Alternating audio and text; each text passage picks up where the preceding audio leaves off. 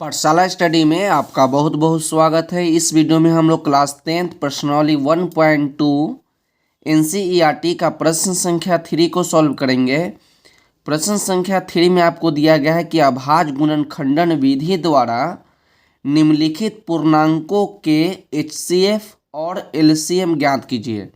तो प्रश्न संख्या 3 में टोटल 3 प्रश्न दिए गए हैं। प्रश्न संख्या 1, 2 और 3 तीनों प्रश्नों को हम लोग बारी बारी से बहुत ही अच्छे तरीक़ा से सॉल्व करेंगे। तो चलिए हम लोग वीडियो को स्टार्ट करते हैं। वीडियो अच्छा लगेगा तो वीडियो को लाइक कर दीजिएगा और चैनल को सब्सक्राइब कर दीजिएगा। यदि आप प्रश्न संख्या 2 को देख लेते हैं तो प्रश्न संख्या 3 बनाने में आपको बहुत सारा मदद मिलेगा। तो आप जाकर प्रश्न संख्या 2 को भी देख लीजिए और उसके बाद आप प्रश्न संख्या 3 को देख लीजिएगा। तो प्रश्न संख्या 3 का 1 नंबर प्रश्न आपका है कि 12, 15 और 21। तो हमको क्या करना है कि 12, 15 और 21 को अभाज्य गुणनखंड विधि द्वारा एचसीएफ और एलसीएम ज्ञात करना है। तो चलिए हम लोग इसको सॉल्व करते हैं। तो 1 नंबर प्रश्न आपका हो गया 12, 15, 21। तो सबसे पहले हम लोग क्या करेंगे, 12 का, 15 का और 21 का अभाज्य गुणनखंड निकालेंगे। तो देखिए यहाँ पर हम लोग लिखेंगे 12 और 12 का क्या करना है, अभाज्य गुणनखंड निकालना है। तो इस प्रकार से हम लोग अभाज्य गुणनखंड निकालेंगे। तो 12 जो है आपका 2 के टेबल में आ जाएगा, तो 2 के टेबल में आपका 6 बार में आ जाएगा। फिर यहाँ पर 6 है तो 6 जो है आपका 2 के टेबल में 3 बार में आ जाएगा और 3 से आप इसको लगा दीजिए 1 बार में। अब देखिए यहाँ पर 12 है तो आप 12 लिखिएगा। अब यहाँ पर 12 का जब आप अभाज्य गुणनखंड निकाले तो आपका आ गया 2 गुना 2 गुना 3। लेकिन लिखने का तरीका जो होता है कि अभाज्य गुणनखंड के गुणनफल के रूप में लिखते हैं। तो यहाँ पर 2 का एगो है, 2 आपका 2 गो है तो हम लिखेंगे 2 का स्क्वायर और आपका बच गया 3 तो आप 3 लिखिएगा। हमेशा इसी प्रकार से आप लिखिएगा पावर के रूप में। तो 2 आपका 2 गो है तो 2 का स्क्वायर हो गया और आपका 3 बच गया तो आप 3 लिख दीजिए। उसके बाद यहाँ पर बच गया आपका 15। अब 15 का अभाज्य गुणनखंड निकालिए। तो उसी प्रकार से निकालिएगा तो 2 से आपका नहीं लगेगा, 3 से लगेगा। तो 5 बार में आपका 15 लग जाएगा, फिर आपका 5 से 1 बार में लग जाएगा।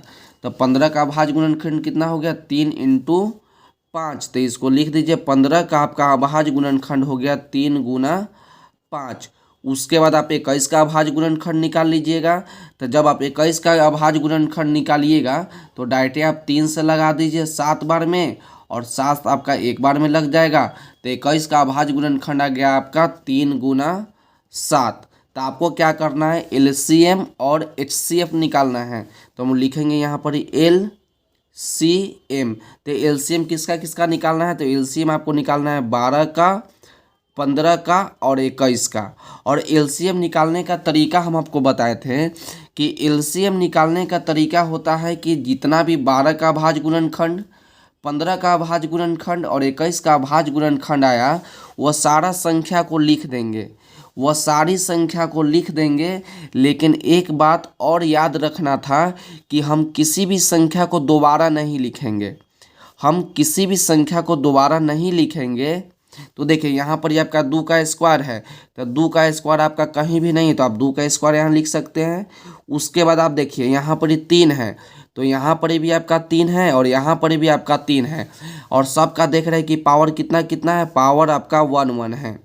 अब ध्यान से मेरी बात को सुनिएगा, 3 आपका तीनों में है तो हम किसी में से एक 3 लिखेंगे। लेकिन यहाँ देख रहे हैं कि सभी का पावर 1 है तो यहाँ तो कोई दिक्कत नहीं है। यदि यहाँ पर 1 का हो जाता 3 के पावर 1, यदि 2 हो जाता तो 3 हो जाता, तो आप पूछिएगा कि सर किसको लिखेंगे। तो आप याद रखिएगा कि जिसका पावर ज़्यादा रहेगा एलसीएम में, यदि तीनों रहे और जिसका पावर ज़्यादा रहेगा उसी को लिखेंगे। तो यहाँ पर आपका 3 बच गया।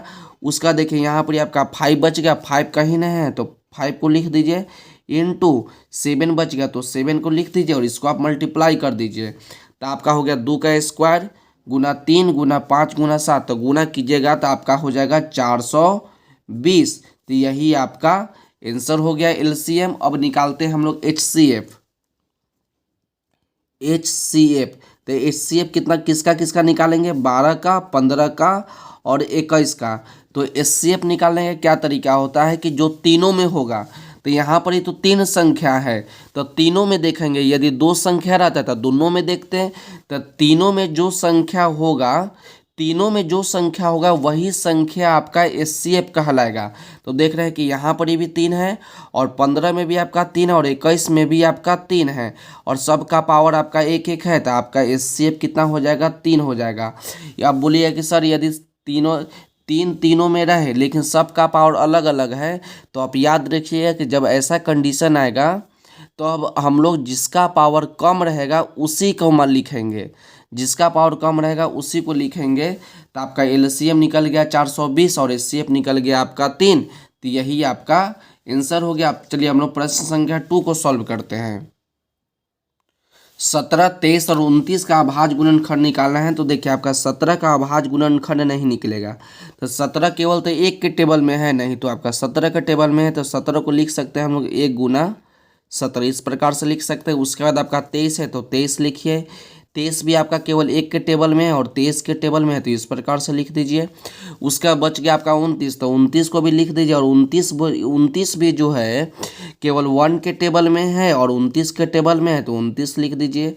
अब आपको निकालना है एलसीएम, तो हम नीचे लिखेंगे एलसीएम निकालेंगे, लिखेंगे तो एलसीएम किसका किसका निकालेंगे, 17, 23 और 29 का हम लोग एलसीएम निकालेंगे। तो तरीका वही होगा, सारा संख्या को लिख देंगे, किसी भी संख्या को दोबारा नहीं लिखेंगे। तो देख रहे हैं कि यहाँ पर 17 है, तो 17 कहीं भी रहे तो 17 को लिख दीजिए, गुना यहाँ पर देख रहे हैं तो 23 है तो 23 को लिख दीजिए, गुना यहाँ पर 29 है तो आप 29 को लिख दीजिए।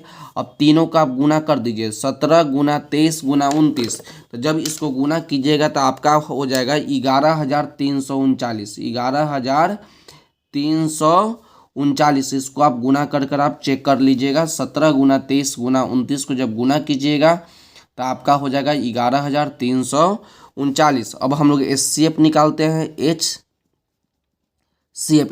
किसका किसका निकालेंगे, 17 का, 23 का और 29 का। तो एचसीएफ निकालने का क्या तरीका होता है कि जो तीनों में होगा वही एचसीएफ होगा। तो देख रहे हैं कि तीनों में आपका 1 1 1 है, तो एचसीएफ आपका कितना हो जाएगा, एचसीएफ आपका 1 हो जाएगा। तो यही आपका आंसर हो गया। तो प्रश्न संख्या 2 को भी हम लोग बहुत ही अच्छे तरीका से सॉल्व किए हैं, तो इसका आप स्क्रीनशॉट ले लीजिए। अब चलिए हम लोग प्रश्न संख्या 3 को सॉल्व करते हैं। तो प्रश्न संख्या 3 आपका है कि 8, 9 और 25 आपका है, 8, 9, 25 था। 8 का अभाज्य गुणनखंड निकालेंगे, तो 8 का जब अभाज्य गुणनखंड निकालिएगा तो 2 से आपका लग जाएगा 4 बार में, फिर आप लगाइएगा तो 2 बार में, फिर आप लगाइएगा तो 2 से 1 बार में। तो 8 को हम लोग क्या लिखेंगे, 8 को हम लोग लिखेंगे 2 गुना 2 गुना 3, सॉरी 2 गुना 2 गुना 2। लेकिन हम आपको बताएं कि हमेशा जब हम लोग इस प्रकार का सवाल बनाएंगे तो हमको अभाज्य गुणनखंड के गुणनफल के रूप में लिखना है। तो 2 कै गो है, तो 2 आपका 3 गो है, तो आप लिख सकते हैं 2 के पावर 3। और यहाँ पर 9 बच गया तो 9 लिखे। अब 9 का अभाज्य गुणनखंड निकालेंगे, तो 9 का अभाज्य गुणनखंड निकालिएगा 3 बार में और 3 से लगाइएगा 1 बार में, तो आपका 2 को 3 बच गया, तो आप लिखिएगा 3 का स्क्वायर। यहाँ पर ही बच गया 25, और 25 का जब आप अभाज्य गुणनखंड निकालिएगा तो आपका हो जाएगा 5 का स्क्वायर। तो इतना तो हो गया। अब इसका एलसीएम निकाल लीजिए, तो एलसीएम आप लिखिएगा 8, 9 और 25। तो एलसीएम निकालने का क्या तरीका होता है कि 8, 9 और 25 का जो अभाज्य गुणनखंड हुआ है सारा को लिख दीजिए। तो यहाँ पे 2 के पावर 3 है तो कहीं भी नहीं है, तो 2 के पावर 3 लिख दीजिए। उसका 3 के पावर 2 है तो 3 के पावर 2 लिख दीजिए।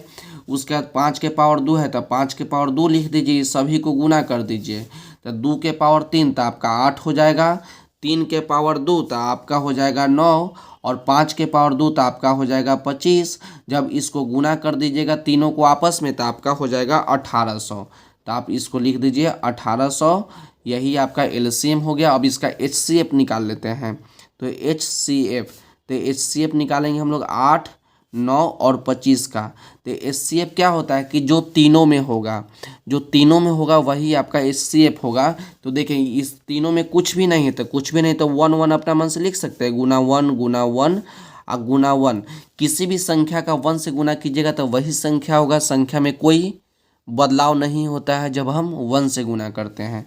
तो तीनों में कुछ नहीं है तो 1 1 है, तो एचसीएफ कितना होगा, एचसीएफ आपका 1 हो जाएगा।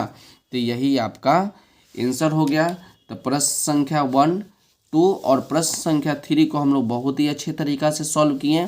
यदि वीडियो अच्छा लगा तो वीडियो को लाइक कर दीजिएगा और चैनल को सब्सक्राइब भी कर दीजिएगा। तब तक बढ़ते रहिए और पढ़ते रहिए।